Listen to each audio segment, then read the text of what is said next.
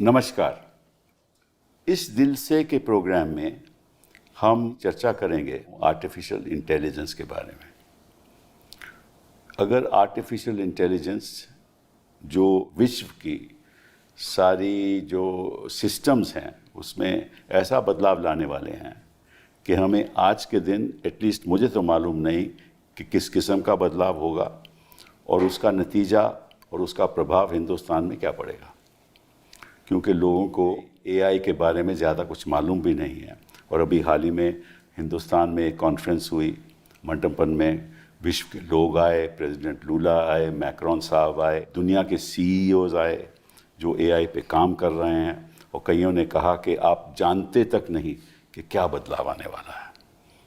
हम तो जानते नहीं और वो बताते नहीं कि किस किस्म का बदलाव आने वाला है और उसका प्रभाव हिंदुस्तान पे क्या होगा, हमारी इकोनॉमी पे क्या प्रभाव होगा, हमारे रहन सहन पे क्या प्रभाव होगा। और जिस तरह से इंडस्ट्रियल रेवोल्यूशन इकोनॉमिक चेंज लाई थी, इंडस्ट्रियल रेवोल्यूशन के बाद सारा चेंज आ गया और इंडस्ट्रियल रेवोल्यूशन की वजह से ये जो ब्रिटेन है, यूरोप है, ये अमीर लोग हो गए और फिर कॉलोनाइजेशन की वजह से इन्होंने पैसा यहाँ से लेकर खूब कमाया और उसी की वजह से डेवलप नेशन हो गए। उसके बाद कई और रेवोल्यूशंस आई, एक इंटरनेट आया, इंटरनेट के आने की वजह से गूगल आ गया, कई और कंपनीज आ गईं और उसके बाद एक नया रेवोल्यूशन मोबाइल का आया, उसमें अमेज़ॉन और बाकी कंपनीज आ गई। अब एक नया रेवोल्यूशन आने वाला है, लेकिन जितना बदलाव इंटरनेट से द्वारा हुआ, मोबाइल रेवोल्यूशन से हुआ, उससे कहीं ज़्यादा बदलाव एआई के द्वारा होने वाला है, जिसकी चर्चा भी नहीं हो रही। पार्लियामेंट में तो खैर चर्चा हो ही नहीं सकती क्योंकि ये चर्चा चाहते ही नहीं, और पार्लियामेंट के बाहर लोगों को मालूम ही नहीं कि इसका प्रभाव होने वाला है। और सभी लोग जो ख़ास तौर पे जो मैनुअल वर्कर जो हाथ से काम करते हैं वो घबरा रहे हैं कि ऐसा ना हो कि जो भी नौकरियां हमारी हैं वो भी चली जाएं। तो ये एक बहुत ही महत्वपूर्ण विषय है, a very important issue that impacts and will impact the daily lives of 1.4 billion people in this country. और उसके बारे में आज हम चर्चा करेंगे। एक दो चीज़ें बताना चाहता हूँ, फिर चर्चा हम शुरू करेंगे। पहली बात तो ये है कि एआई के लिए हमें ग्राफिक प्रोसेसिंग यूनिट्स की ज़रूरत है। उसकी ग्राफिक प्रोसेसिंग यूनिट्स का मतलब क्या है? ये यूनिट क्या करते हैं कि आपके जो इलेक्ट्रॉनिक सर्किट है उसके द्वारा ये इमेजेस को आपके सामने ला सकते हैं, हर किस्म की इमेजेस को आपके सामने ला सकते हैं।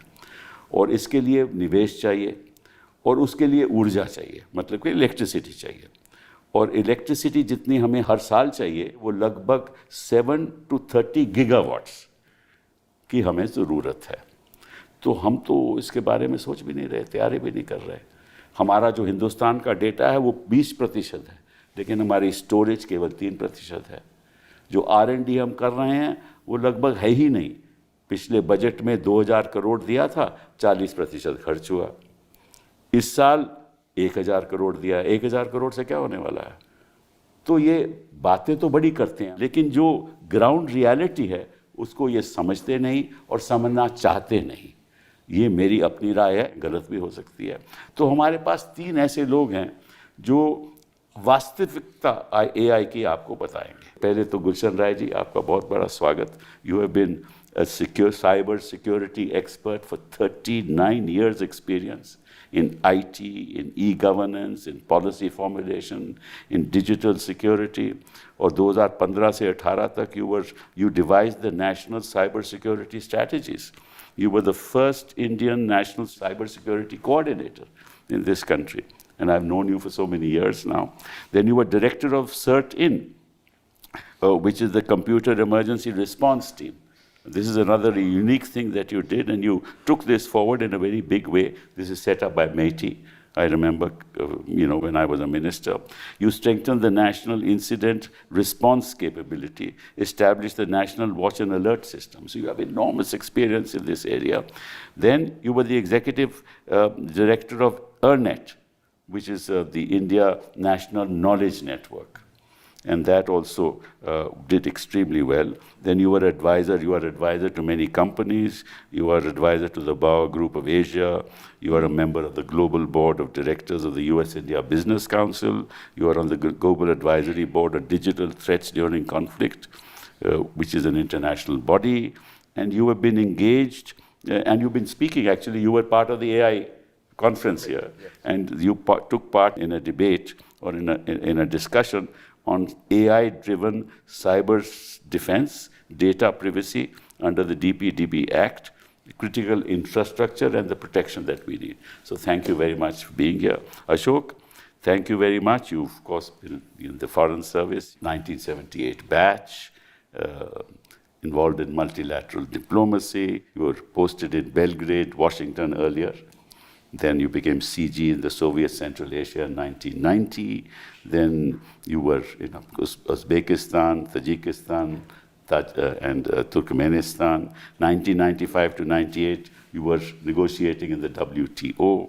And then you were CG in Dubai, Deputy Ambassador to Russia, 2001 to 2005, and then, of course, Ambassador to Kazakhstan, and Deputy High Commissioner to the UK, and then, of course, landed up in New York, in the PRI, in the Permanent Mission in New York. And there you were dealing with all these cybersecurity issues. And also you're a prolific writer, I didn't know that.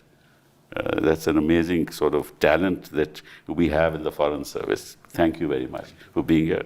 Rajiv बुंडानी जी, मुझे आपके बारे में ज़्यादा मालूम नहीं था, लेकिन जब पता चला तो मैं समझ गया कि हिंदुस्तान में ऐसे भी लोग हैं जो हिंदुस्तान का भविष्य बदल सकते हैं. आप उन लोगों में से हैं. Thank you sir. आप एक एंटरप्रेन्योर हैं, बिजनेस लीडर हैं, और बेंगलुरु में आपने 30 साल टेक्नोलॉजी पे काम किया, इनोवेशन पे काम किया, स्टार्टअप लीडरशिप पे काम किया, स्केलिंग ऑर्गेनाइजेशंस पे काम किया, bachelor of engineering computer science degree with Poona, and then you describe yourself as a Pahadi entrepreneur, musician, yes, ultra runner. You engage in social platforms, and of course, you are into startups and how innovation can be done. And you have unbelievable knowledge about AI, which I want you to share with the people as we discuss this. Gulshan ji, पहले आपसे पूछूंगा मैं सवाल कि ये AI की शुरुआत कब हुई और कहाँ से हुई? AI की हमने फाउंडेशन ले की थी गवर्नमेंट ने समवेयर इन 1992. अच्छा. उस वक़्त हमने UN से एक प्रोजेक्ट लिया था call knowledge based computing system थे, और उसमें हमने AI के मॉडल डेवलप करने शुरू किए थे. वो प्रोग्राम हमने फाउंडेशन मॉडल डेवलप किया था. उस टाइम में LLP लार्ज लैंग्वेज मॉडल का तो था नहीं, चालू हुआ, और पूरे वर्ल्ड में इस नाम का कुछ ऐसा लार्ज LLM का नहीं था कुछ भी. वो तो उसके बाद जब गूगल सर्च इंजन आया उसके बाद सोचना चालू किया कि हमें LLM भी चाहिए होगा उसके अलावा.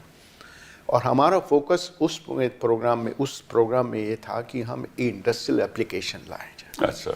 और हमने एक छोटी सी एप्लीकेशन बनाई भी थी कि बोकारो स्टील प्लांट है, जो स्टील प्लेट्स निकलती हैं, बहुत ही हॉट निकलती हैं, एक्सपोर्ट्स भी होती हैं, उसकी क्वालिटी मेजर करना बड़ा मुश्किल होता है. अच्छा. तो उसमें हमने शीट गर्म निकल के शीट आ रही है और कैमरा लगाया, पीछे पैटर्न रिकॉग्निशन लगाया, और छोटे छोटे होल्स जो होते हैं उसको होल को डिटेक्ट करता है. अच्छा. उससे एक्सपोर्ट रिजेक्ट कर दीजिए और एक्सपोर्ट अलग कर दीजिए, और बाकी जो वेस्ट अलग कर दीजिए, और जो वेस्ट होगा जिसमें क्वालिटी थोड़े होल्स ज़्यादा हैं, शीट्स में जो होल्स आते हैं, उस शीट्स को आप किसी और पर्पस के लिए कर दीजिए या रीमोल्ड कर दीजिए, रिकास्ट कर दीजिए. अच्छा. तो हमने वो एप्लीकेशन बोकारो स्टील प्लांट में लगाई थी. अच्छा. कि ये AI के द्वारा छोटे से मॉडल के द्वारा पैटर्न रिकॉग्निशन करे कि आइडल क्या है और वहाँ क्या आ रहा है, मैच करे और शीट को मार्क करे. अच्छा. ये उस वक्त AI प्रोग्राम 1992 में ये प्रोग्राम चालू हुआ था. उसके बाद ये फिर 4-5 साल चला, और उसके बाद फिर जैसा यूनिवर्सिटीज़ में थोड़ा बहुत रिसर्च होता रहा, but we did not go forward for a structured AI program thereafter. Thereafter we didn't go. But I mean, we laid the foundation. Who was the minister then at that point? The minister was, I think, Mr. Rao used to be there, who was an education minister also. He was a minister, and then Mr. Sindhya, who was our standing committee chairman of the electronics, he played a very leading role in getting the funds from the UN. He was a very forward-looking. Very forward. He was taking a lot of interest in IT, and that part was going on. अच्छा ये बताओ कि what is AI? Please explain to the people and how it can change our lives. AI is as you call artificial intelligence. Now, first of all, this system takes intelligence to common person there. That's what it takes its purpose. How does it do that? It has a lot of data. A lot of data is assimilate the data, and with the model called LLM, large language model, and if the video is there, then we call it VLM, video language model. It assimilates the data, analyze the data, and present the result to the ये language model बनाता कौन है? There are number of people, number of organizations in the world, but leading organizations are the Gemini, Google, Gemini. Today, the latest model is Gemini Pro. So बाहर की कंपनियां, सब बाहर की कंपनी और IP उनके पास रहता है. सब IP उनके पास. अगर मुझे आप इजाज़त दें, मैं आपको AI सिस्टम का एक स्ट्रक्चर आपको मोटे-मोटे तौर पे जी हाँ, बता दीजिए. किसी भी AI सिस्टम में प्रैक्टिकली ब्रॉडली 4 लेयर होती है. अच्छा. जो ग्राउंड लेवल 0 है, उस पे आता है वो हार्डवेयर, जहाँ NVIDIA जैसा आपने कहा, वो NVIDIA वगैरह इस टाइप के आते हैं, सैमसंग आएगा. नंबर 2 पे आता है ये जितने भी AI टूल्स हैं, LLM, डोमेन स्पेसिफिक टूल हो गए, और सारे टूल जो आते हैं, सिस्टम टूल, वो सब उसी पे आते हैं. अब हमारे आप कन्वेंशन कंपेयर करेंगे, जैसे विंडोज़ ऑपरेटिंग सिस्टम होते हैं, कंपाइलर्स होते हैं सिस्टम में, ऐसे ही ये LLM, VLM वही रोल प्ले करते हैं, AI टूल ऑप्टिमाइजेशन का. थर्ड लेयर पे आता है डेटा, जो डेटा उस पर थर्ड लेयर पे डेटा आता है, और फोर्थ लेयर पे आता है ब्रॉडली एप्लीकेशन लेयर, एप्लीकेशन. अब इन सब की अपनी अपनी 6 लेयर भी हैं. अब आप देखेंगे कि इस 4 लेयर में ग्राउंड लेयर पे हम कहीं नहीं हैं, वो तो अमेरिका ही है, NVIDIA है या सैमसंग है या और जितने भी इंटेल, हम तीसरे या चौथे लेयर पे हो सकते हैं. हम सिर्फ टॉप लेयर पे. अच्छा. एप्लीकेशन लेयर पे. और हमारा एडवांटेज क्या है? वो डेटा, हमारे पास बहुत ज़्यादा डेटा है. डेटा इस संसार में 3 लोगों के पास ही है, एक इंडिया के पास, एक अमेरिका के पास, क्योंकि वो सब डेटा वहीं ले जाते हैं. संख्या जो सबसे हमारी, हाँ, संख्या है, और चाइना, 3 के पास है. तो जो हम हैं सिर्फ टॉप लेयर पे. अच्छा. अगर आप यूएस के देखेंगे, US is present across all the 4 layers. I see. Okay, they have the NVIDIA, they have the all LLMs, VLMs, and all AI tools there, Google and all. Today we have a cloud there. तीसरा data है और चौथा application है. अगर आप China देखेंगे, China is absent in the ground layer. उनके पास NVIDIA नहीं है, करेक्ट. वो ग्राउंड लेयर पे एब्सेंट है. उनका भी फोकस सेकंड लेयर पे उनके पास कुछ है. अच्छा. सोफिस्टिकेशन में America is the top in the ground layer and the first layer system में. वो अमेरिका के, चाइना के पास थोड़ा बहुत है. अच्छा. जैसे डीप सीक उन्होंने चालू किया. डीप सीक को ग्राउंड लेयर्स की प्रॉब्लम हो गई, उनको प्रोग्राम कर नहीं पाए. चाइना सेकेंड लेयर पे है, थर्ड लेयर पे और फोर्थ लेयर पे, मीन्स एप्लीकेशन है और डेटा है, और तीसरे लेयर पे वो है. That's China. अब आप यूरोप देखेंगे, यूरोप जो है वो ग्राउंड लेयर पे, वो भी यूरोप नहीं है. इनके पास हार्डवेयर नहीं है, बिल्कुल भी नहीं है, सिस्टम नहीं है, क्लाउड नहीं है, कुछ नहीं है. सेकेंड लेयर पे थोड़ा बहुत उनका है, वो that is specific to the professional application. Defence हुआ, उनके जो प्रोफेशनल एप्लीकेशन उसी पे ही है. डेटा उनके पास नहीं है, और डेटा हमारे पास है. 3 कंट्री अलावा, और फोर्थ लेयर पे वो है. तो जो हमारा जो फोकस है, इंडिया का जो फोकस है, भारत का, वो सिर्फ टॉप लेयर पे ही है.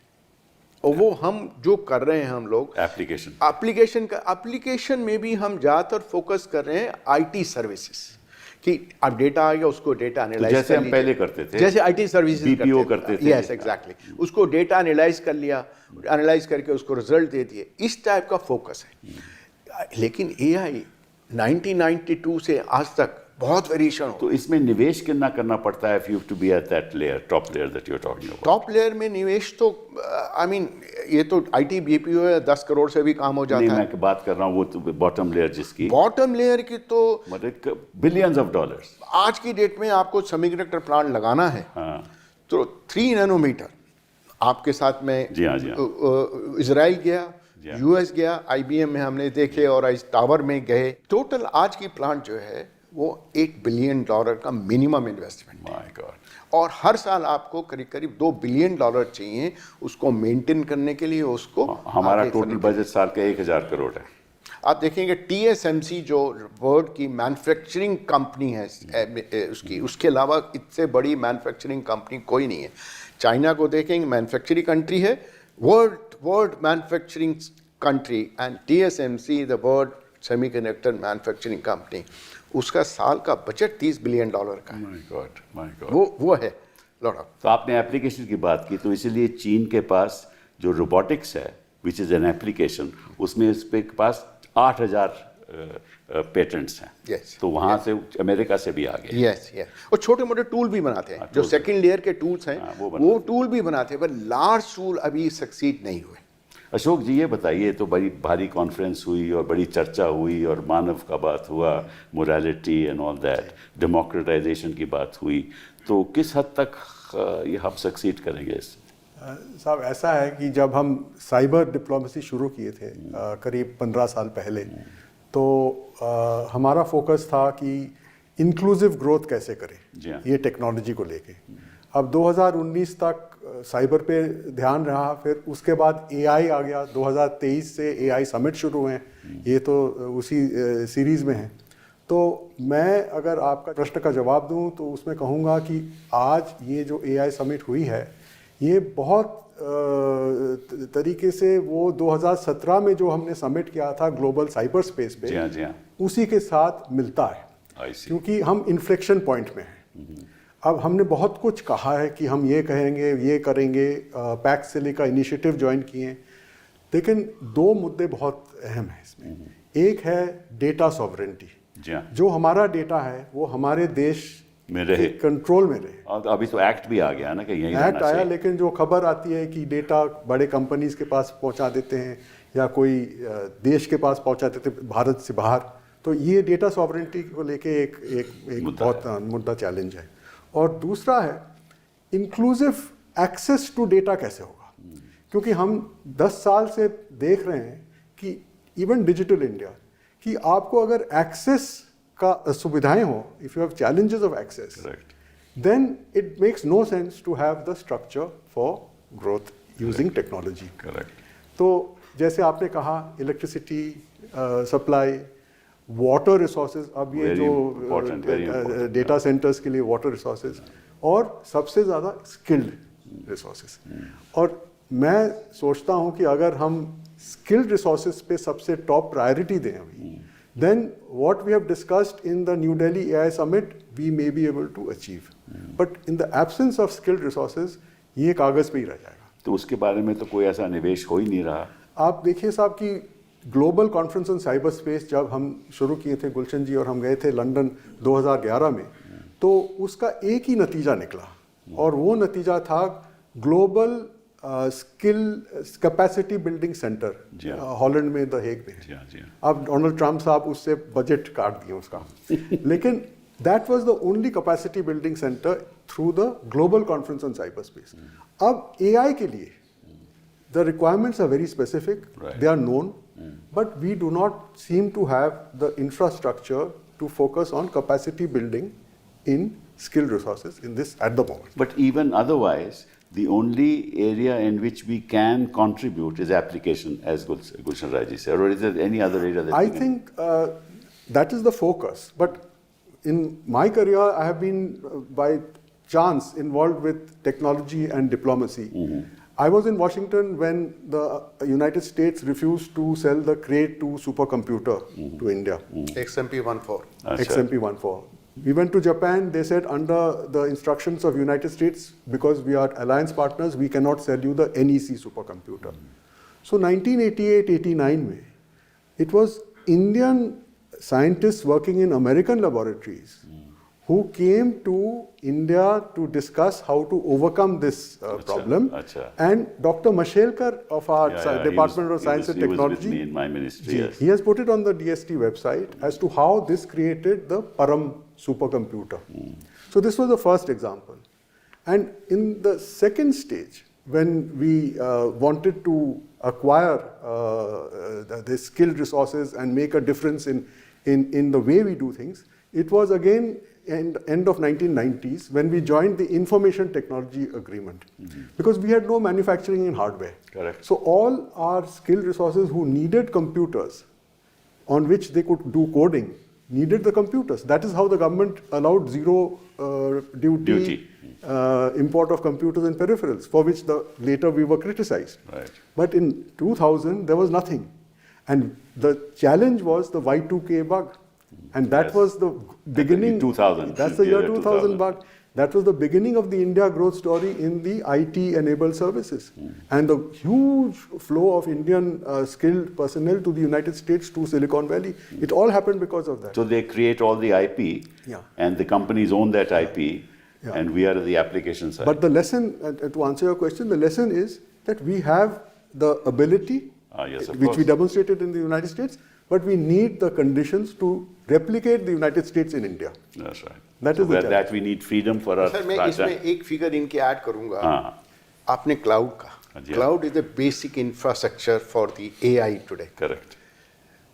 The total capacity demand for the next 5 years is about 2500 gigawatt. 2500 gigawatt. That is the requirement. अच्छा. हमारे पास आज की डेट में 1200 गीगावाट है. 1.2 gigawatt, not 1200, 1.2 gigawatt. 1.2, and no, we need 2.5 gigawatt.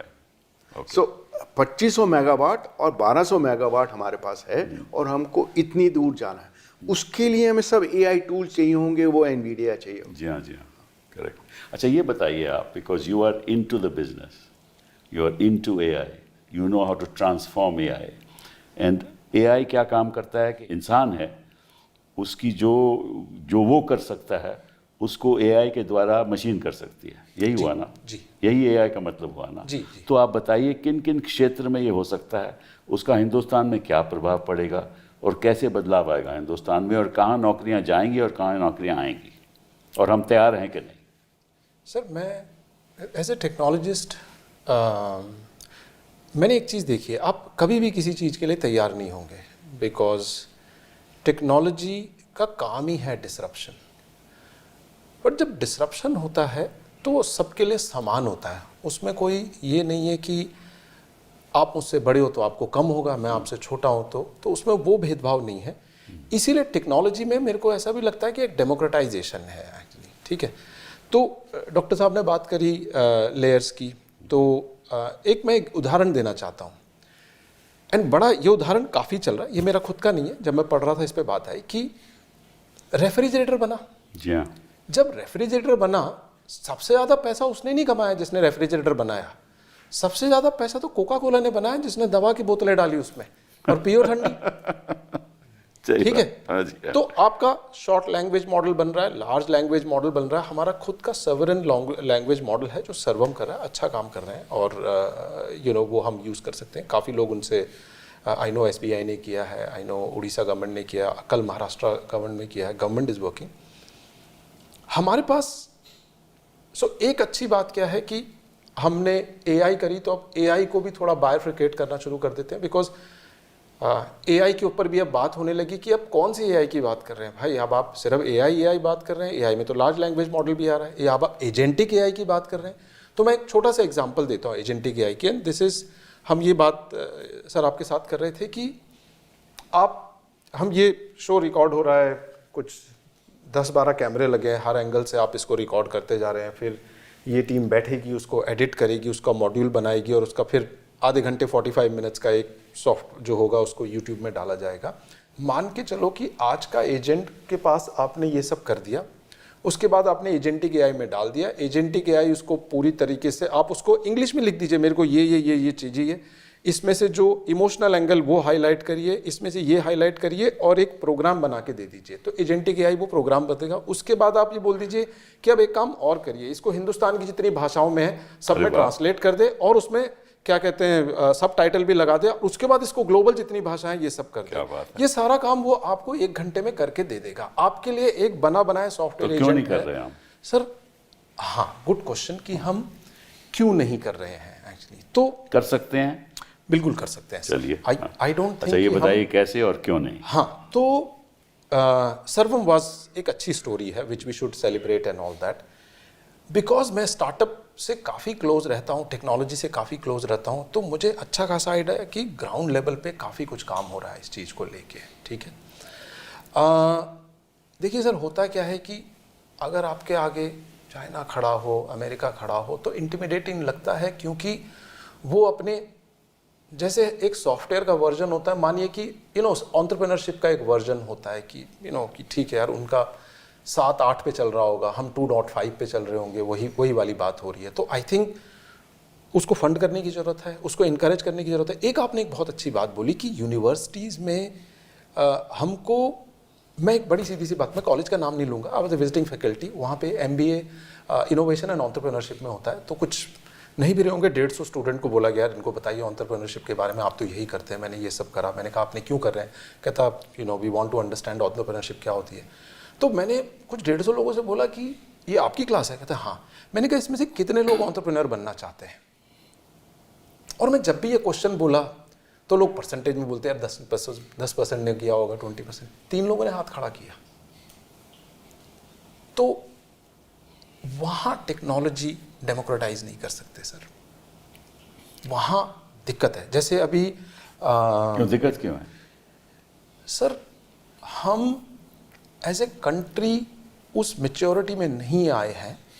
Bengaluru जैसी जगह में बदला है कि आप प्राइड से बोल सकते हैं कि मैं स्टार्टअप फाउंडर हूँ, बट बाकी जगह अगर बोले तो अच्छा यार नौकरी कर लेता, या कहीं गोल्डमैन सैक्स में ही चले जाता, पहले PSU में जाते थे, फौज में जाते थे। तो वो एक वो है, वो हो रहा है, मतलब माइंडसेट, मतलब हाँ, तो वो ना, वो जो हमारा माइंडसेट है वो सिटीज़ में टूट रहा है। जैसे बेंगलोर में तो काफ़ी टूटा है, मतलब वहाँ पे हर कैफ़े, हर जगह जाएंगे, बातचीत ही कुछ और हो रही है। मतलब आई वॉज वेरी सरप्राइज कि हम लोग कवर करते हैं सारा innovation by technology, by sector, by use case, by function, बाहर के लोग कर रहे हैं।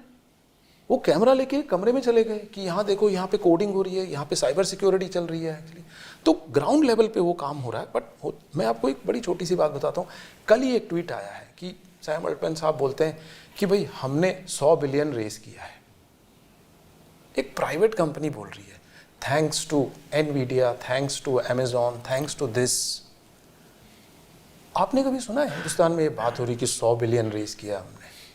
तो हमारी तो स्टार्टअप ही खत्म हो जाती हैं बेचारी। हाँ, तो वो एक फंडिंग ही नहीं मिलती। वो एक सोच है, वो एक सोच बदलनी है अपने को, क्योंकि वो एक सोच बदलने में टाइम लगेगा। दैट्स द रीज़न अगर हम सीधा कंपैरिजन करेंगे कि हम हार्डवेयर नहीं कर पा रहे, बिकॉज बात सत्य है कि आप कोई भी मॉडल आज यूज़ कर रहे हैं ना सर, वो इतना, मैं खुद यूज़ करता हूँ, आप में से AI के थ्रू आप में से कोई भी प्रोग्रामिंग कर सकता है। कल अगर मैं बोलता कि सिबल सर आप प्रोग्रामिंग कर सकते हैं, आप बोलेंगे यार क्यों मजाक कर रहे हो। मैं बोलूँगा सर मैं आपको $20 का एक एजेंट देता हूँ, 1600 रुपये पर मंथ में, आप ना जितनी भी आपकी वेबसाइट है 10 मिनट में बना के देगा। कहता मुझे तो लिखना ही नहीं आएगा। मैंने कहा सर अंग्रेजी में लिख दीजिए, हो जाएगा ये काम। क्या बात, ठीक है। ये सारा का सारा सॉफ्टवेयर ट्रांसलेट करके ये करा जा सकता है, बट वो हाईली सब्सिडाइज्ड है, बिकॉज उनको चलाने के लिए, जैसे डॉक्टर साहब बोल रहे थे कि एनवीडिया की इतनी बड़ी कैपेसिटी चाहिए, वो कैपेसिटी हमको भी चाहिए, और उसमें इन्वेस्टमेंट बहुत जरूरी है। वो $billions की बात कर, $8 बिलियन। हाँ, वो इन्वेस्टमेंट, वो GPU, और इट इज हाईली, मतलब हम जैसे सस्टेनेबिलिटी की बात करते हैं, हाईली सस्टेनेबल। इतनी गर्मी आती है उसमें, उसको ठंडा रखने के लिए इतना वो लग जाता है। आई थिंक उस तरफ तो सॉफ्टवेयर बन रहे हैं। सॉफ्टवेयर से रिलेटेड जो डॉक्टर साहब बोल रहे थे उनको एज कंप्यूटिंग बोलते हैं, कि हमने चिप में ही, ठीक है, जैसे आपने ये आईपैड पकड़ा हुआ है, इसके अंदर ही इतनी कैपेबिलिटी की होगी, आप कुछ बोल रहे हैं आपका ट्रांसलेट करके हाथ के हाथ दे देगा, इसको सर्वर के पास जाने की जरूरत नहीं है, चिप में ही इतनी इंटेलिजेंस है कि ऐसा करा जा सकता है। ठीक है, तो उसके लिए ये वो सुविधाएं चाहिए, वो इन्वेस्टमेंट चाहिए, वो हार्डवेयर चाहिए। हाँ, तो वो एक सर वो बात हो गई एक इकोसिस्टम बनाने की। तो मैं बार बार लोगों को बोलता हूं कि चाहे आप देश हैं या आप कंपनी हैं, आपको एक चीज समझ आनी चाहिए कि ecosystem should be a strategy. आपको स्टार्टअप भी चाहिए, आपको अपना बिजनेस भी करना है, because you know you are running 100 miles per hour, वो भी स्लो नहीं कर सकते। डिसरप्शन भी आपके आगे आ रहा है। सी 2-3 दिन पहले एक रिसर्च रिपोर्ट आई एंड उन्होंने एक डूम एंड ग्लूम सिनेरियो बात कर दी हमारी क्या कहते हैं सर्विसेज कंपनी के लिए। ठीक है, आप ऐसा बोल सकते हो बिकॉज आप बैठे बैठे वहाँ पे हम सर्विसेज चलाते हैं। मुझे याद है आज से 15 साल पहले you know computer science corporation, EDS वगैरह, ये बड़ी 18 बिलियन डॉलर की जो सर्विसेज कंपनी थी, किसी ने नहीं सोचा था कि ये नहीं रहेंगी और उनकी जगह TCS ले लेगा। बट एक चीज़ ध्यान रखिए कि इन सबको चलाने के लिए भी, ठीक है, एक टेक्नोलॉजिस्ट चाहिए। होगा क्या कि अगर 25 लोग एक एप्लीकेशन बनाने में 1 साल लगाते थे, आज 5 लोग वही एप्लीकेशन 20 दिन में बना देंगे। तो क्या होगा? बाकी लोगों की नौकरी जाएगी? नहीं सर, पहले हम 4 एप्लीकेशन बनाते थे, अब हम 4000 बनाएंगे। ये बदलाव आएगा। वो माइंडसेट चाहिए ना। हाँ, वो माइंडसेट चाहिए, स्किल्स भी चाहिए, वो एक वो दोनों चीजें चाहिए। हाँ, वो इकोसिस्टम चाहिए। और तो, इकोसिस्टम। हाँ, तो अगर डॉक्टर साहब प्रोग्रामिंग कर सकते हैं, आप कर सकते हैं, एक लैंग्वेज में लिखना है, तो वो तो बैरियर ही खत्म हो गया ना।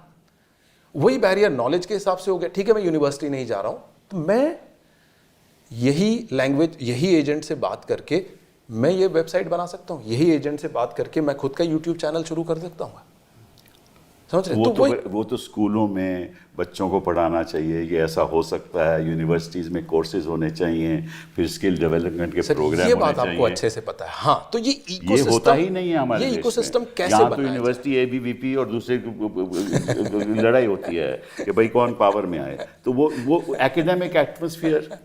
AI टूल्स तो शुरू से 4th स्टैंडर्ड से 5th स्टैंडर्ड से how to use AI tool to analyse that, Exactly. वो वहीं से चालू कर, एजुकेशन चालू। जब तक एजुकेशन सिस्टम हम चेंज नहीं करेंगे तब तक कहाँ होगा ये।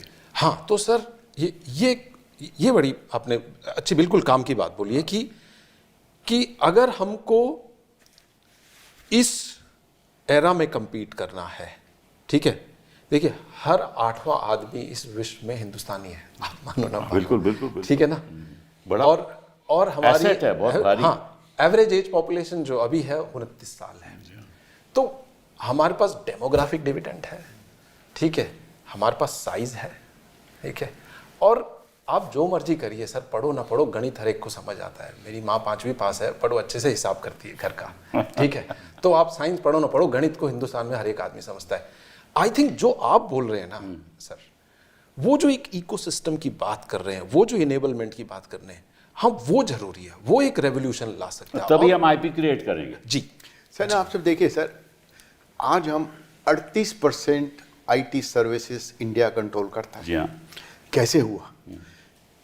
इंडिपेंडेंट टाइम से हमने इंग्लिश में फोकस किया। जी हाँ। हर फैमिली कहती थी हमें इंग्लिश बच्चों को आनी चाहिए, इंग्लिश स्कूल में डालना, यहाँ डालना। वो इंग्लिश लैंग्वेज थी जो कि हमको ये आज IT सर्विसेज को 38% लेके आ गई। So similarly today we need to talk about AI kind of education. I'm not saying they should write a program there, but they should know how to use the tool to analyze the problem. हर बच्चे के पास कोई ना कोई problem होती है, हर class teacher उसको आप AI tool देंगे कोई भी दे, और उसको एनालाइज करें, तो एजुकेशन AI की माइंड पे सोचना चालू करें। Therefore, investment in education is fundamental. Is a fundamental. The managing director of IMF has said that AI is hitting the global labor market like a tsunami. उन्होंने कहा, मैं नहीं कह रहा, और ये भी कहा है that it has an overwhelming impact, और 2025 में 55,000 US में layoffs हुए। सही बोला, ये उन्होंने कहा। सही है, बिल्कुल सही है। सही है। Even our major IT companies are under tremendous pressure. ठीक है ना। हाँ, सभी कंपनीज प्रेशर। और एक मोदी ने मेरे ख्याल बोला, one of the IT professionals who is heading a company said कि $1 billion company can be run by one person. Yes. So That's ये correct. भी उसने कहा है. That's correct. तो if a $1 billion company can be run by one person and jobs are being laid off, तो इसका तो जो नतीजा होगा ये तो बवाल खड़ा कर देगा. ये रियलिटी है कि नहीं, इसके बारे में ये रियलिटी है सर. जैसे इसने राजीव ने बोला, हमको रीओरिएंटेशन करना पड़ेगा. मैं एक एग्जांपल देता हूँ. आज आप एक आईपैड जिससे आप यूज़ कर रहे हैं, आईपैड में आपका कन्वेंशनल आईटी सिस्टम है जो यूज़ कर रहे हैं. इसके ऊपर आप आज भी आना चालू हो गया. आप जेमिनी करते हैं या चैट जीपीटी लोड करते हैं या और डिफरेंट टूल लोड करते हैं. कैसे फोटोग्राफ एडिट करूं, कैसे फोटोग्राफ फोकस करूं, ये सब एआई टूल्स आप लोड करते हैं. तो ये जो प्रॉब्लम है, ये आज की एजुकेशन, आज के जितने भी नए बच्चे हैं, इंजीनियरिंग हैं, this problem of merging together, securing the entire application together, customizing them together, that we need to cultivate and educate them. Because conventional system तो हमेशा रहेंगे, legacy system रहेगा. उस जैसे Y2 की बात हुई, एमएसएस साहब ने Y2 की बात की, आपने कही, तो Y2 के हम हैंडल कर पाए क्योंकि हमारे पास वो मैन पावर था and we diverted the manpower to handle Y2 K. Similarly legacy system बहुत ज़्यादा है. सो अगर हम उस लेगेसी सिस्टम के साथ एआई मर्ज करें, एआई तो एम्बेड करें इसके ऊपर, that itself is a huge job for us. Huge job for us. We need to do. किसी भी एम्यूनिशन में होगा एआई का सिस्टम भी लगा होगा, उसके नीचे कन्वेंशनल सिस्टम भी लगा होगा. आप कोई भी ले लीजिए, रफाल ले लीजिए, कोई भी जेट ले लीजिए, F-16 ले लीजिए, F-22 ले लीजिए, F-35 ले लीजिए, सभी में कन्वेंशनल और वो सिस्टम है. उनको कस्टमाइज करना, मर्ज करना एआई के साथ मर्ज करना, और उसकी आप सिक्योरिटी देखिए. कभी भी कहीं भी प्रॉब्लम आ सकती है मर्जिंग में कन्वेंशनल को उसमें कभी भी इंटरफेस, सारी प्रॉब्लम है इंटरफेस, कॉन्फ़िगरेशन और प्रोटोकॉल. ये 3 प्रॉब्लम है हर चीज़ में. आपको कॉन्फ़िगरेशन मैनेज करना है, आपको प्रोटोकॉल मैनेज करना है और इंटरफेस मैनेज करना है एक कन्वेंशनल सिस्टम से दूसरे सिस्टम. ये हर सिस्टम में होगा. सो हमको जैसा आपने कहा, हमको रीओरिएंटेशन करना पड़ेगा, which our IT companies are now looking to reorient them. But हम तो हिस्ट्री बदलना चाहते हैं ना, हम तो रीओरिएंट नहीं करना चाहते हैं ना. प्रॉब्लम तो हमारी ये है.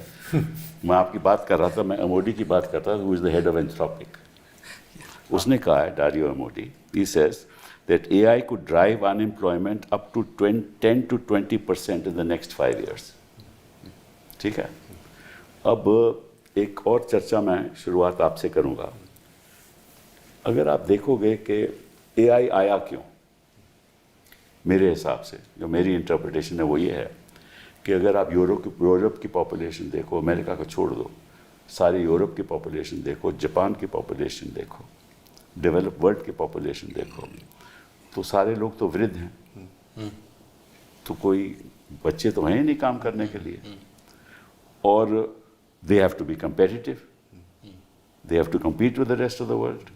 How can they be competitive unless they embrace AI? That is why you can run a $1 billion company with one person. Their costs go down, the IP remains with them, right? This is another form of colonization. According to me. पहले इन्होंने internet द्वारा colonise किया, फिर उन्होंने mobile द्वारा colonise किया, अब AI द्वारा हमें कॉलोनाइज करना चाहते हैं. और हमारे पास कोई ऐसा चारा ही नहीं है कि हम कैसे इससे निकलें, क्योंकि हम आईपी क्रिएट कर नहीं सकते, क्योंकि हमारे पास वो इकोसिस्टम नहीं है और ना हम निवेश करते हैं. तो अगर यही बात है तो हम कॉलोनाइजेशन से कैसे बचेंगे? ये अमेरिकन ने कहा इस एआई समिट में, India must use the American AI. तो ये तो अनदर फॉर्म ऑफ कॉलोनाइजेशन है. तो हमारे देश में तो ऐसी चर्चा होती ही नहीं. But the response goes back to what he said a little earlier, which is that technology is a disruptor. Yes.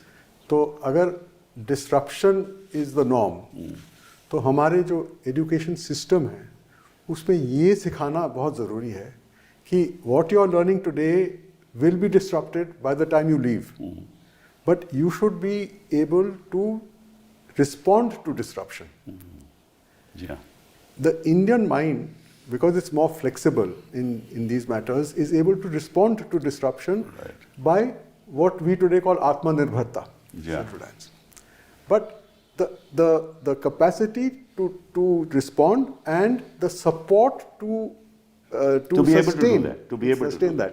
That is important. Which is why when we look at technology, अब ये smartphone technology, हर एक के जेब में smartphone है, इसका मतलब हर एक के जेब में कंप्यूटर आ गया. जी हाँ. लेकिन 1997 में जब ये नेगोशिएशन चल रही थी, when spectrum was put up in the negotiation, तो हमारे लोग कहते थे कि हमारा तो कोई इसमें मैंडेट ही नहीं है, ये डिफेंस मिनिस्ट्री का मैंडेट है, तो आप लोग क्यों इसको ले आ रहे हैं? हम तो इस पे खूब चर्चा करते थे. तो फिर जब डॉक्टर साहब को मालूम है, जब वो कागज़ आई तो हमने उसको उस पर we committed that we will not restrict any entry into the Indian mobile telephony market. It was a leap in the dark. We did not know what would happen. But you fast forward to 2026 and you see what has happened. So this is the strength of the Indian system also, that we are able to also anticipate, but we have to be supported and sustained. But we are still a service economy, Ashok ji. You look at the history of our country, इतिहास देखो ना. हाँ, तो We have always been, तभी तो हमारा GDP 54, 55, 56% service sector से आता है. How will we change that? Which is why the question which perhaps he can answer, but I would like to pose, is there was a period, a short period of time, when in the smartphone sector there were Indian companies. Yes. Why did that not evolve into Indian IP owned manufacturing units? Because why are we today? Because the entrepreneurs in India, industry, it is easier to make money by serving people than to invest money for creation of wealth for India. That's right. That's the reality. Let's face it. Sir मैं आपको एक दूसरा पहलू भी बताता हूँ जो हमारे एम्बेसडर साहब एक्सपर्ट हैं, इन्होंने चालू किया. आज AI रेगुलेशंस पे पूरे संसार में चर्चा हो रही है. जी हाँ. एक्सपर्ट्स हैं, नेगोशिएट किया या WTO में गए या RMATT में गए. ना आप AI सिस्टम को देखिए, जैसे मैंने 4 लेयर बताई मोटे तौर पे. कोई भी AI सिस्टम होगा वो 4 लेयर से इंटरेक्ट करता है, तभी जाके उसका आउटपुट नहीं हो पाएगा.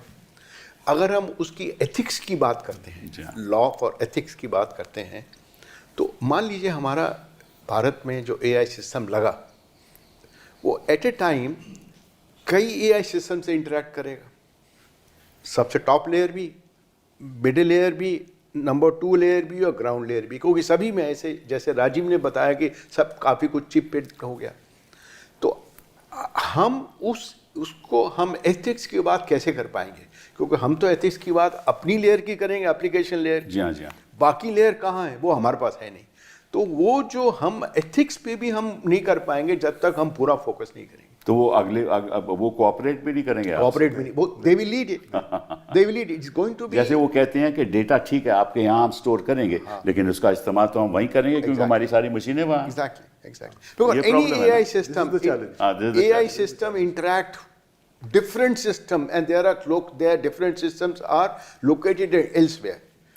एम्बेसडर साहब ने सॉवरेनिटी की बात की, वो जगह लगा हुआ है. तो आप रेगुलेशन कैसे बनाएंगे? जी हाँ. और आप कैसे पार्टिसिपेट करेंगे रेगुलेशन में कि हमारा क्या, we will accept what they impose us, we'll do that. That's a form of colonialism, one form of yes, exactly. But this was the response when we were part of the system that was in operation till 2015, the global system. The response was that if we have this pressure on us bilaterally from the IP holder, we can always fall back on the multilateral system. Yeah. We have suddenly stopped looking at the multilateral system at all. We must be the only country which has done that, because every other country, a major country, keeps its stake in multilateral system while doing the bilateral. America also. Why does Melania Trump have to chair the UN Security Council? That is for optics. That is for optics. But the Board of Peace is again authorized by the Security Council. Donald Trump साहब तो सब चीज unilaterally करते हैं, कोई bilateral भी नहीं है. मल्टीलैटरल तो छोड़ दो. लेकिन सर जिस दिन अमेरिका लीव्स द ट्रीटी, जिस दिन America leaves this permanent membership of the security council, उस दिन मैं मान जाऊंगा जो आप कह रहे हैं. वो कभी नहीं होने वाला.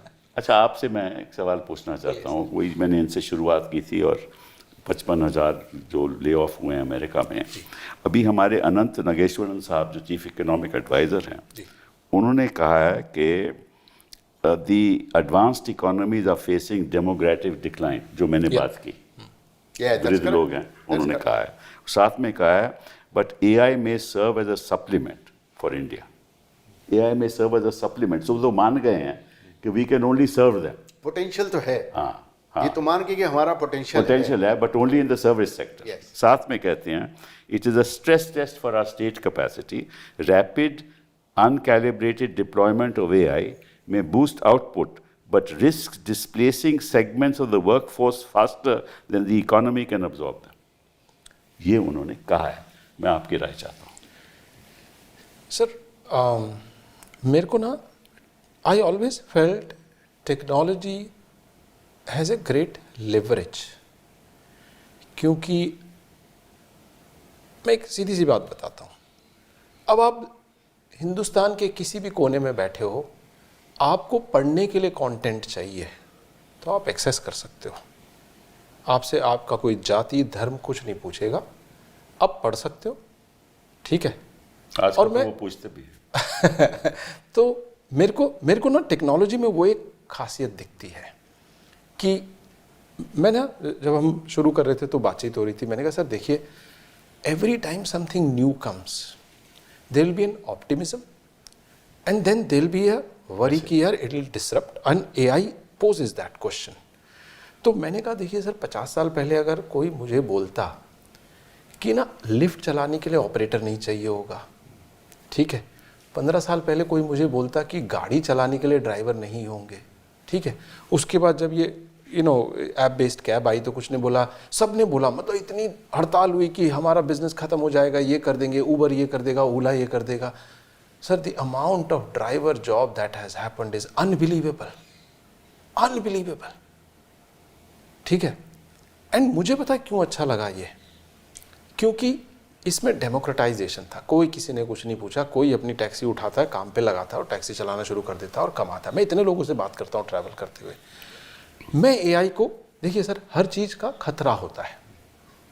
जैसे डॉक्टर साहब बोल रहे हैं कि if you don't put A regulation, आप एक मशीन की बात कर रहे हैं जो सोच सकती है. मैंने सिब्बल सर को बोला, मैंने कहा ये सारा का सारा प्रोग्राम करके आप किसी भी एजेंटिक एआई में डालिए, पूरा का पूरा 45 मिनट का प्रोग्राम करके स्क्रिप्शन डाल सकता है. अगर वो अपना दिमाग लगा के बोले कि सिब्बल साहब ठीक नहीं है, एक काम करता हूँ, इसमें सिब्बल साहब जो बोल रहे हैं उसकी जगह सब उल्टा उल्टा लिख देता हूँ. There is no supervise learning, वो खुद सोच रहा है. हमने अभी तक एक एजेंटिक, बिल्कुल कर सकता है सर. हमने एआई की बात करी है, एक एजीआई सबसे बड़ी सोच अभी जो हो रही है, सोवरेनिटी की जो बात हम रेगुलेशन कैसे होगी जो आपने कहा, बहुत बढ़िया क्वेश्चन है. आई थिंक इस क्वेश्चन पे सबसे ज्यादा डिबेट होनी चाहिए. एजीआई जो आया है, which is artificial general intelligence, ठीक है सर. जैसे आप मुझसे बात कर रहे हैं, मैं अपनी जगह हटा के एजीआई रखूंगा और आपसे वैसी बातचीत करूंगा. और मैं आप एक और बात बताऊं, मैं आपके बारे में इतना कुछ पढ़ लूंगा कि मैं वही बोलूंगा जो आपको अच्छा लगेगा. क्योंकि मेरे पास तो इमोशन है नहीं. वो तो बहुत ही डेंजरस सर, मेरे पास तो इमोशन है नहीं. और मैंने आपके बारे में पढ़ लिया, अब मेरे को मैनिपुलेट करना है. और ऐसा हुआ कि जब भी इनके पास क्वेश्चन पूछने मतलब लगे, आज के दिन जो फिजिकली मैनिपुलेट होता है वो आर्टिफिशियली भी हो सकता है. हो रहा है सर. तो क्या होता है, हो रहा है कभी भी. सो आप इनको बोलिए कि मेरे लिए एक ब्लॉग पोस्ट बना दो, तो आपको पूछेगा, do you want aggressive blog post, do you want blog post conversational, do you want emotional, do you want to generate question. Sir मैं तो क्वेश्चन, आप ये बात ये नहीं है कि आप क्या पूछ रहे हैं, बात ये आप कैसे पूछ रहे हैं. It's not about what you're saying, it's how you're saying. So that means they control the regulation data, वाली जो, our data they control and they can influence in the way that they want. हाँ, तो doctor साहब जो, आप Gemini से पूछिए, कोई आप लीगल प्रॉब्लम डालिए, वो आपसे पूछता मैं आपको नोटिस बना दूं. वो कहता है नोटिस बना दूं, मुझे आप 4 कंडीशन बता दीजिए, मैं नोटिस बना के आपको ड्राफ्ट दे दूंगा. फिर आप उसको इम्प्रूव करते बेचारे वकील क्या करेंगे ये बताइए. बहुत अच्छी बात पूछी. तो हाँ, ये बात हुई. और इसी बात पे मैंने कहा था सर, जब जेसीबी आया तो आपको ऐसा लगा कि हर लेबरर की जॉब चली जाएगी, बिकॉज जो 15 लोग मतलब खुदाई करके मकान बनता था. तो हुआ कुछ नहीं सर. पहले 10 मकान बनते थे, अब 10,000 बन रहे हैं. अच्छा, ठीक है. तो अब होगा क्या, इसी टेक्नोलॉजी से होगा क्या कि आप बोलते थे भाई मेरी हेयरिंग है अगले हफ्ते, जरा तैयारी वारी कर, 10 लोग बैठे हुए हैं. अब आप वही काम 2 घंटे पहले बोले, मेरी हेयरिंग है, एजेंटिक है, आप ये करो, आप बाहर का डेटा लाना, आप इसका लाना. 3 एजेंट काम कर रहे होंगे. उसके ऊपर 10 लॉयर की जगह 1 लॉयर सुपरवाइज कर रहा होगा, गवर्न कर रहा होगा बेचारों का. 9 लोग बाकी 10,000 केस की तैयारी कर रहे होंगे. सर जो आपने बात बोली, ये मुश्किल है क्योंकि 10,000 केसेस होते नहीं है. ये प्रॉब्लम है। नहीं सर, इसमें देखिए, इससे 10,000 केसेस होते नहीं। नहीं सर, इसमें यू आर राइट, ये स्केल किसी और सेक्टर में तो हो सकता है, लेकिन ये स्केल ना चार्टर्ड अकाउंटेंट के सेक्टर में हो सकता है, ना लॉयर्स के, ना डॉक्टर्स के। नहीं So, नहीं, ये सर, प्रॉब्लम। सर क्या है, 2 मिनट दीजिए डॉक्टर साहब। सर क्या है, बात वही आ गई कि 50 साल पहले अगर कोई मुझे बोलता कि मुझे लिफ्ट ऑपरेटर नहीं You are चाहिए, right, ठीक you are है, right, और 15 साल पहले, 15-20 साल पहले कोई बोलता कि यार टैक्सी चलाने के लिए अब आदमी नहीं चाहिए होंगे। हमारा आज का सोचना ये ठीक है, और आप तो लॉयर हैं, तो मैं उस मामले में तो आपसे बहस नहीं करूंगा, नहीं, बहस की ठीक बात नहीं है, बना। बट मैं टेक्नोलॉजी के मामले में आपसे बोल सकता हूँ सर कि होगा क्या, जब स्केल बढ़ता है ना, पहले 10 घर बनते थे, 10,000 घर बनेंगे तो 10,000 घर के झगड़े भी अलग वो हो हो सकता है। देखो होता क्या है ना कि अगर आपके 10,000 ऐसे केसेस हों तो वकील को पैसा भी मिलना चाहिए। हाँ, क्लाइंट पैसे की इतनी उसकी साधन भी उसके पास होना चाहिए ना, को पैसा दे, वो पैसा दे नहीं सकता। तो ये बड़ा मुश्किल काम होता है वकीलों के प्रोफेशन में या डॉक्टर के प्रोफेशन में। बाकी आपने घर बनाने की बात की, वो सही है। और इसीलिए नागेश्वरन साहब ने एक और बात कही, उसने कहा every year of delay compounds the pressure and narrows our options.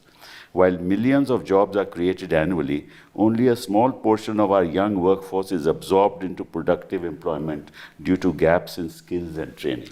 हाँ, so वो मेरे very सर वो valid बात statement, आई, very valid Very statement. valid statement. ecosystem उन्होंने वाली कहा बात कि आई कि addressing उस पे it काम। requires urgent investment in large scale skilling, strengthening foundational education, scaling high quality training programs and removing regulatory bottlenecks. ये बात उन्होंने इकोनॉमिक सर्वे में कही। उसके बारे में एक भी चर्चा न पार्लियामेंट में हुई, न बजट की कोई एलोकेशन हुई। सर देखिए, डिफेंस इक्विपमेंट हम लीजिए, 66-67% हमारा इक्विपमेंट सारा रशिया से आता है, एक जी हाँ, कंट्री से आता जी है। हाँ। वो सिस्टम जो बने हुए हैं कन्वेंशनल सिस्टम पे बने हुए हैं, अब तो एआई उसमें लगना है, जी हाँ। तो कोई उसके लिए हमें एलएलएम बनाना पड़ेगा अपना। जी हाँ। वो तो एलएलएम हम गूगल वहाँ से से ले तो नहीं नहीं सकते, लेंगे। हाँ। या क्लाउड से नहीं ले सकते, अपना ही बनाना पड़ेगा। जितनी भी आपकी डीआरडीओ लैब्स हैं उनको रीओरिएंटेशन करना जी पड़ेगा। हाँ। मैं आपको सर बताऊं कि इनका जब डीआरडीओ का रीओरिएंटेशन हो रहा था तो मुझे चीफ ने उनसे कहा कि आप एक कमेटी के हेड बन जाइए। मैंने कहा मैं बन जाऊंगा, मैं नाम नहीं लेना चाहता, बेंगलोर में थी। पर देखिए, आप लोग इनको पहले $2 मिलियन दे दीजिए, 10 करोड़ दे दीजिए, 10 करोड़ 15 करोड़ दे दीजिए। उनसे कहिए कि एक साल में आप come back with me a idea how you will do, where you will apply that. तो एक साल आप उनको दे दीजिए, जो करें आप 10-15 करोड़ दे दीजिए, और एक साल के बाद ये आइडिया लेके आएंगे आपको। जी हाँ। How the Huawei was created? They put $600 million at the Huawei R&D center in Gunjau. Really? They say we'll give you 1 year. I was there. फिर? But they give you 1 year. You come back with the next generation communication. And look, the 5G. They were the first one to come back with the 5G system. And आपको मालूम है इसकी geopolitics Yeah. कितनी हुई। तो हम लोग को थोड़ा सा बहुत ओरिएंटेशन करना पड़ेगा। जैसे 66% जो हमारी इन्वेस्टमेंट है डिफेंस में, प्रोफेशनल में, जी हाँ। आपका एयरपोर्ट सिस्टम्स है, जी हाँ, जी हाँ। उस सब में तो एआई आएगा। जी हाँ। एक लेयर एआई की इस पे आएगी, तो हमको उस पे ट्रेन करना पड़ेगा, उस पे रिओरिएंटेशन बनाना पड़ेगा। और सबसे बड़ी बात है सिक्योरिटी। जैसे एआई सिस्टम होगा, वो कई लेयर से इंटरेक्ट करता है, अगर उसकी सिक्योरिटी नहीं होगी जी तो हाँ। क्या होगा। सर तीसरी बात, सबसे इंपॉर्टेंट जो बात है हमें एआई करने के लिए, we are the country who has the, India and China and America are the 3 countries who has the hold the monopoly on data. हमारे साथ क्या प्रॉब्लम है, आप बैंक में जाइए, इंश्योरेंस कंपनी में जाइए, डेटा एंटर नहीं होता। केवाईसी सरकार इतना जोर लगा रही है केवाईसी पे, मनी लॉन्ड्रिंग जो है बहुत ज़्यादा प्रॉब्लम है। केवाईसी नहीं है अकाउंट्स की, सिम्स की केवाईसी नहीं है, आप तो कम्युनिकेशन मिनिस्टर थे सर। तो डेटा हमारा क्लीन नहीं है। तो हम कोई भी मॉडल करने के लिए हमें डेटा क्लीन करना पड़ेगा। और मैंने ये एक बैंक में, मैं बोर्ड में उनसे मैंने कहा कि देखिए आपका डेटा जो है, इतने कस्टमर हैं आपके पास, जितने भी यंग बच्चे हैं जो 12वीं में निकले या फर्स्ट ईयर सेकेंड में निकले, उनको आप गर्मियों की छुट्टी में आप वेकेशंस में ले आइए, give them some internship, they should clean up your data, they throw your data. I must use today AI tool to throw me what is the deficiency gaps in data.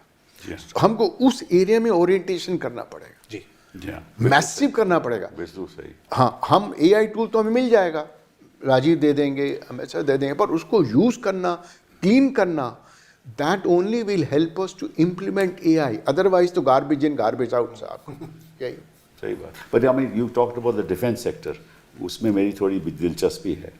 ये सारे systems जो हैं, हमारे equipments हैं, हमारे aircraft हैं, तो ये तो सारे मतलब कि unless everybody will be using AI.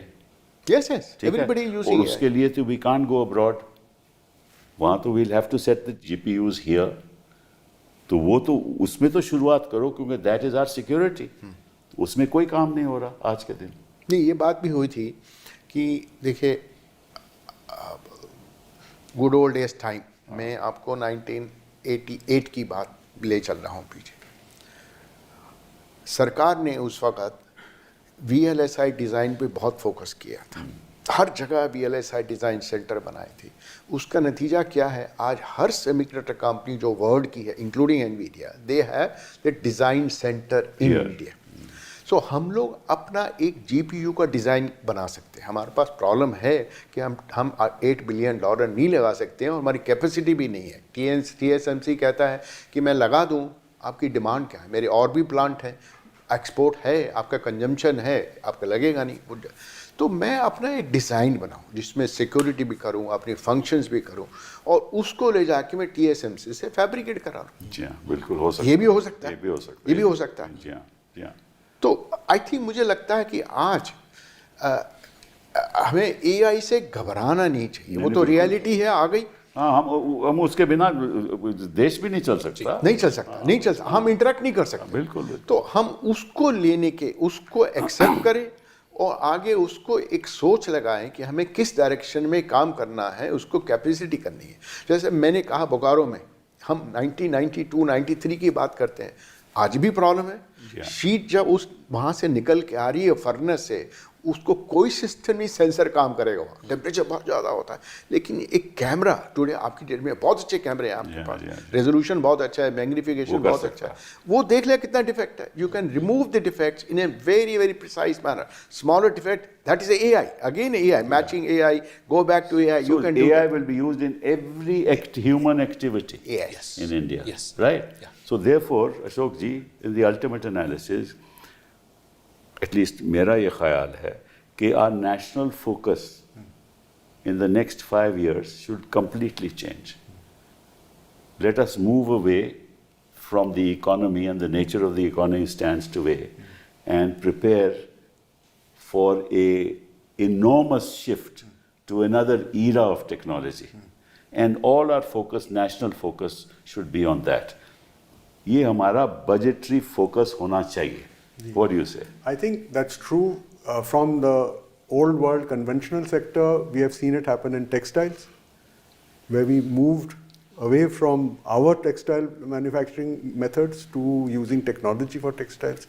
So I would say that the allocation that we need should be in parallel with what we have, so that we seamlessly transition our population from what they are doing today to using AI with the skills they will pick up with this additional allocation that will be given.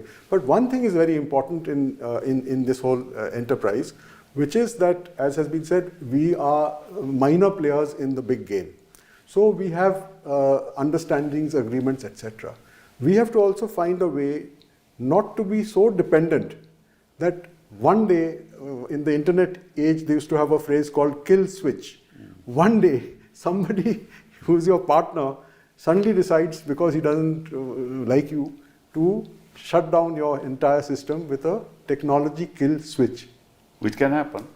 That happened to Microsoft and Nara. ये आपने सही कहा, लेकिन मैं आपने layers की बात की ना AI में, तो I think we have to have layers in the context of our planning. Ji.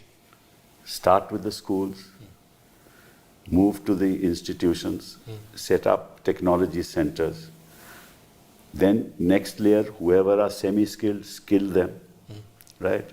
Then the next layer is wherever there is industry, textiles or any other industry, seamlessly move from that to AI, right?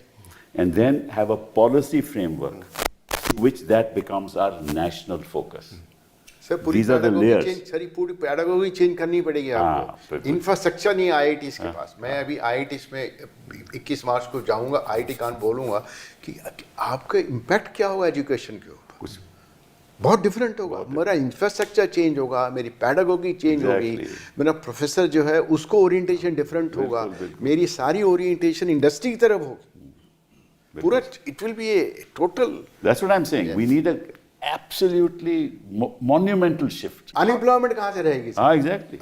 I mean, if you structure it out, use Then it will it. be fine. You will create more employment. more. And I'm so If you lose 50% jobs, you will create 50% jobs. And I'm so happy we are ending at a positive note because हर एक दुविधा में ना, हर एक destruction में एक opportunity होती है और हम अच्छे से बात कर रहे हैं कि how do we turn this into an opportunity where 1.4 billion people are there and how do we ensure कि जो काम हमको करने में सालों लग सकते थे with technology we can do it in months and we harness it to our advantage instead of thinking कि हम इससे डिसरप्ट हो जाएंगे। Yeah. ठीक है ना? तो आपने जो इकोसिस्टम की बात करी, जो आपने बोला इंफ्रास्ट्रक्चर बदलिए, भाई वही यूनिवर्सिटी नाउ चर्न्स आउट, हम अपना खुद का LLM बनाते हैं, हम खुद का क्या कहते हैं प्रोग्राम चेंज हो जाएगा, पूरा प्रोग्राम बदल जाएगा, कंटेंट चेंज होगा। बिल्कुल कंटेंट जी। Change and I think that positivity इसलिए मेरे को अच्छी लग रही है बिकॉज सर कैपेबिलिटी की कमी नहीं है, बिल्कुल। कैपेसिटी की कमी नहीं है, अरे भाई हमारे लोग तो सब CEO हैं हर कैपेसिटी की कमी नहीं है, लोग आगे बोलते हैं। आप उठाइए ग्लोबली टॉप 100 कोई सी भी IT companies and all that, सब यहीं से पढ़ के गए। बिल्कुल हम नहीं करेंगे तो कौन करेगा? करेक्ट। तो इसका मतलब हुआ कि डिसरप्ट करने के लिए आपको सड़कों के नाम चेंज करने की जरूरत नहीं है।